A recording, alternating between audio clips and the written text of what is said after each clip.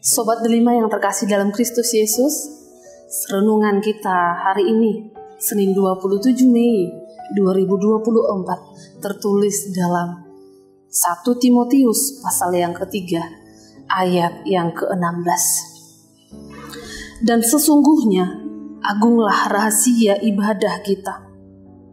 Dia yang telah menyatakan dirinya dalam rupa manusia, dibenarkan dalam roh, yang menampakkan dirinya kepada malaikat-malaikat, diberitakan di antara bangsa-bangsa yang tidak mengenal Allah, yang dipercayai di dalam dunia, diangkat dalam kemuliaan. Demikian firman Tuhan. Bapak, Ibu, Sobat Delima yang terkasih dalam Kristus Yesus, ibadah adalah pertemuan, persekutuan kita dengan Kristus. Sehingga di dalam ibadah, Kristuslah yang menjadi inti dari ibadah itu sendiri. Kristus yang telah berkorban dengan menyatakan dirinya menjadi manusia, mengambil rupa seorang hamba, bahkan sampai mati di kayu salib, supaya manusia mengenalnya. Peristiwa ini menjadi bukti nyata bahwa kasih Allah itu sempurna.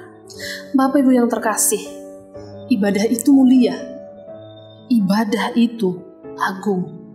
Sehingga ketika saya, saudara-saudari sekalian, mengaku bahwa Allah adalah inti dari ibadah itu, maka setiap ibadah yang kita lakukan murni hanya untuk memuliakan Dia, bukan untuk diri saya sendiri. Ibadah itu mulia, ibadah itu agung, sehingga tidak dapat disamakan dengan kegiatan apapun yang lain dalam kehidupan kita. Melalui ibadah Bapak Ibu, kita memuji Allah. Melalui ibadah, kita mengucap syukur. Melalui ibadah, kita bersekutu dengan Dia, sehingga kita semakin terdorong untuk semakin mengenal Kristus. Bapak Ibu Sobat Delima, jika kita perhatikan perikop ini dan kita bandingkan dengan perikop-perikop sebelumnya, sangat erat hubungannya. Di mana perikop sebelumnya Bapak Ibu membahas tentang syarat-syarat menjadi penilik jemaat, syarat-syarat menjadi diaken. Dapat kita katakan bahwa menjadi orang yang dapat diteladani oleh orang lain di sekitar kita ternyata tidak gampang Bapak Ibu. Ada banyak syarat. Meneladani kasih Kristus, meneladani pengorbanan Kristus adalah hal yang terpenting.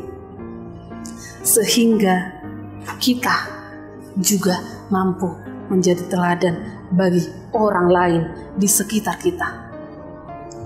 Teks ini mengatakan ada 3 hal yang dapat kita lakukan Bapak Ibu. Yang pertama, menyadari kehadiran Kristus di dalam kehidupan kita. Kristus hadir, Dia ada bersama dengan saya, bersama dengan saudara-saudari sekalian. Dia ada di antara kita, di hatiku, di hatimu. Karena itu, mari kegiatan kita, aktivitas keseharian kita tetap kita lakukan, bahwa kita sadar Dia ada bersama-sama dengan kita. Yang kedua Bapak Ibu, mengandalkan kuasa kebangkitan Kristus. Kasih-Nya yang sempurna melalui pengorbanannya, kematiannya di kayu salib. Untuk siapa? Untuk apa? Untuk menebus dosa-dosa kita,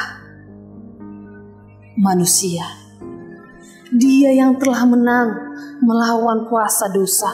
Dia yang telah mati kemudian bangkit dari kematiannya, membuktikan bahwa Dia adalah kekal. Dia adalah kudus. Dia adalah maha kuasa. Tidak dapat disamakan dengan apapun yang ada di dunia ini. Dan yang terakhir Bapak Ibu, kita harus melakukan seluruh kehidupan kita, proses kehidupan kita, aktivitas kita sebagai ibadah.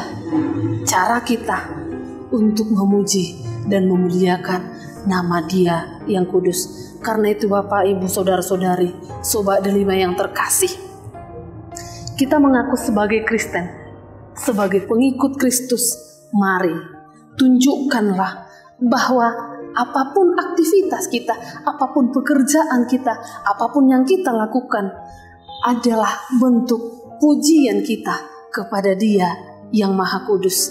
Apapun yang kita lakukan dalam kehidupan keseharian kita adalah wujud dari persekutuan kita, melalui doa kita, melalui nyanyian kita, melalui persekutuan kita, bahkan melalui setiap aktivitas kita. Bukan untuk menunjukkan siapa kita, bukan untuk kesombongan kita, bukan untuk meninggikan diri kita sendiri, tetapi semuanya itu kita lakukan semata-mata hanya untuk kemuliaan Dia yang Maha Kudus. Kiranya Tuhan yang menguatkan kita untuk melakukan kehendak-kehendaknya di dalam kehidupan kita sehari-hari. Amin.